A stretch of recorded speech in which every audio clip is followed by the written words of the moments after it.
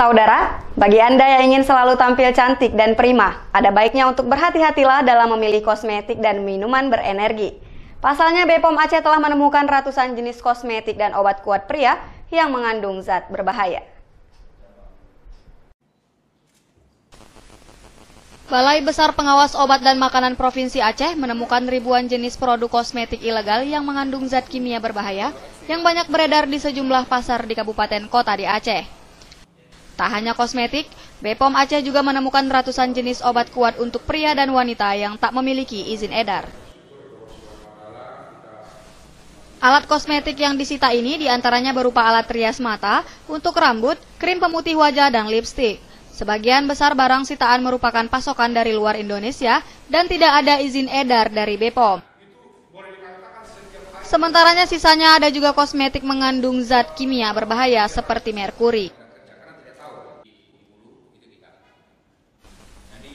Dalam jumpa pers yang digelar di gedung Aula BPOM Aceh, petugas membeberkan sebanyak 4.072 bungkus kosmetik ilegal mengandung zat kimia dan 319 bungkus obat tradisional tak berizin dari hasil operasi yang digelar sejumlah kabupaten kota di Provinsi Aceh.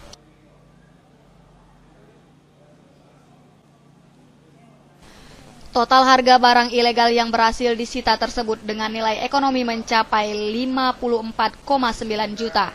Angka tersebut didominasi dari produk kosmetik yang mengandung zat berbahaya. Saat ini pihak BPOM terus melakukan pengawasan dan penindakan terhadap peredaran produk kosmetik palsu yang dapat membahayakan konsumen. Pihaknya juga menghimbau seluruh komponen masyarakat, terutama bagi para kaum hawa, untuk lebih teliti dalam memilih produk kecantikan dan juga melaporkan apabila menemukan hal-hal yang mencurigakan ke pihak BPOM terdekat.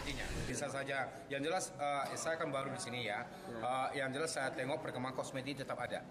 Kosmetik ini berarti ya karena pengen cepat cantik itu tadi lah.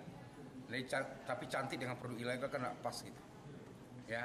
Jadi kita menghimbau kepada terutama yang kaum ibu-ibu ya, gunakanlah kosmetik yang sudah terdaftar di Badan POM, dan kami di Badan POM akan selalu melakukan pengawasan. Tentu yang lebih penting lagi bagaimana konsumen memberdayakan dirinya sendiri untuk dapat melindungi dari penggunaan produk-produk yang berbahaya terhadap kesehatan. Kami di Badan POM selalu mempublish apa jenis produk yang dilarang. Nah, ini kembali kepada konsumen cerdas. Kami bilang cek kemasan, cek label, cek izin edar, dan cek kadaluarsa. Ini harus dilihat.